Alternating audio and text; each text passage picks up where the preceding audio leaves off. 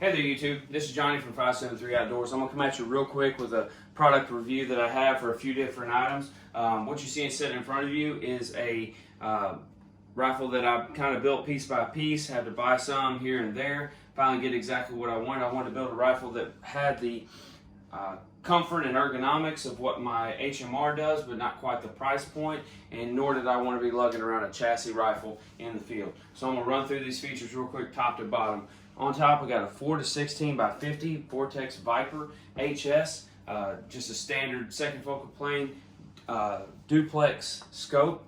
I have a worn 20 MOA rail, mounted all that together, Vortex Pro Series rings. This is the older model rings, but I got them for free with that scope on sale on Midway USA for $270. Super steal. Had the worn 20 MOA base sitting around, had nothing to put it on other than this, so there's no need to buy a standard scope base. Yes, I may not need it for this hunting setup, but it was here and it was already paid for, so I just went ahead and ran with it. Next, the barrel action started out as a Remington 700 short action, 6.5 Creedmoor, 24-inch barrel, standard 1 1/8-inch twist. That was an ADL, so it had just that crap plastic stock that comes on your base model Remington 700s. No floor plate, nothing. Got the standard X-Mark trigger in it. I did toss on a Hornady bolt knob ball. That's a $4.99 accessory that I bought straight from Hornady's website. That just kind of, instead of going with the KRG bolt knob, I went with this and saved myself about 15 bucks. Next down is a product that I am really excited about and was extra surprised with the quality of this setup. With the name, when I tell you it, you're going to be like, okay, that's expected. But for $260, I got this McMillan Mc3 Tradition stock. It is their hunting stock. They do have a version of it that is called their Legend, that is more on their PRS target style, that is based off of the A3 on the McMillan fiberglass side. This one in front of me is based off of the Game Warden stock for the fiberglass side of the house. But for $260, can't beat it. It's made of a proprietary plastic that they decided they wanted to make it out of, as opposed to going with your polypropylenes. And like I said, it's called Xenolite, and it's a solid fill injection molded with aluminum pillar beddings for the action screws, as well as 3 aluminum pillars forward of the action for 2 swivel studs, as well as if you take both those off, you can mount an Arca rail for your slip and slides for the bipods. Back on the back, another difference between the Legend and the Tradition stock that you see in front of you is there's no length of pull adjustment, so that comes in at a standard 13.5-inch length of pull, which fits my 5'11" frame perfectly, and there's no comb adjustment, so you just kind of either get the appropriate rings to get your eyes where they need to be, or like I do, add this little cheek pad there that also keeps you from shoving your face onto an ice cold stock in the middle of the winter and rifle season. High points on this stock is super stiff. The pistol grip is perfect and ergonomic. The thumb shelf is right where you want it to be to engage the safety, run the bolt, do everything you need to do up on that end. As with the stiffness, it manages the recoil. Yes, I know it's a 6.5 Creedmoor, but I would not heed to shoot this in any type of Magnum rifle, by no means.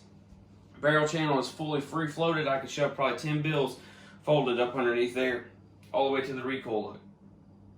I do have intentions of rebarreling this after probably the spring or so. I'm going to go ahead and get a different barrel, but as a Remington barrel nut setup, so that I can swap out barrels when I see fit, and also so that I can run a little larger contour, since I do have enough space, and a fluted style barrel. That way I can go up in contours and save the weight on the flutes that I go up in the contour. Also, the reason I went cheap enough to buy this one as opposed to buying like the Magpul version, because the Magpul I'd already paid more for a stock anyhow, but also that one only came in a 22-inch barrel, and for some reason I just feel like the sweet spot for a 6.5 Creedmoor is a 24-inch barrel. That's just my opinion. I mean, just maybe it's all aesthetics for me. I did take this out opening day of rifle season here in Missouri. Killed a doe. That's all I had an option to shoot that day on the state ground I was. Performed flawlessly. The stock does come in on a little on the heavy side because it is a solid fill. There's no inlet pieces to make it seem like the barrel channel is a solid fill. It literally is solid through and through, as well as the buttstock. If I didn't have my pad on there, I could knock on it and you could hear the deadness of being a solid stock. All in all, if you tally up what I just said, I have $905 in the full rifle. Actually, I'll take that back. $945 in the full rifle setup. That includes the bolt knob ball, this Caldwell bipod serves a purpose when I was zeroing it in, the barreled action, the scope, the rings, the base, and the stock. For $945, I have essentially a poor man's custom rifle that's ready to go to the woods and kill anything within reason here in the Midwest. Enough can't be said about this stock. Little backstory on the stock. If you care at all, so McMillan has a daughter. She decided she wanted to open up a portion of the business. He said, hey, we've never done injection molding. This is something that I wasn't really interested in. If you can figure out a platform to where it makes sense and is still quality and keeps our name in the highest standards that it is, then we can rock and roll with it. And this is what they came up with. And that's why they aren't inletting anything other than Remington 700 actions right now, is to keep the price point where it needs to be at that sub 300 category.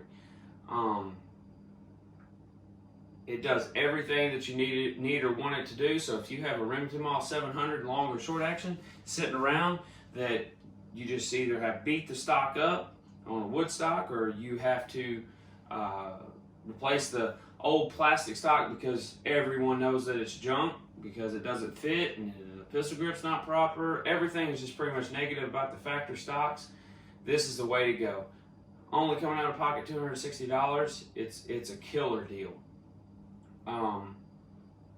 And the fact that it has the ergonomics of a custom rifle with your almost like your other McMillan fiberglass stocks with that vertical pistol grip, or your vertical pistol grips that are on chassis rifles, gives you that continuity between your customs, your target rifles, and your hunting rifles, so that you don't have to relearn how you're shooting that rifle, whether it's in the prone, seated, kneeling, however you're shooting it, your grip angle is all relatively the same. If you have any questions, feel free to comment below. Depending on what my quality of video looks like on my trip to the range I have, I may tag that video in here at the end so you can kind of see how the 6.5 looks when it's shooting in this stock. I'll throw that in there. If not, as I said, just comment below, ask me any questions that you have about it. I'll answer them just as promptly as I can. If you like some of my content, go ahead and hit the like button and subscribe.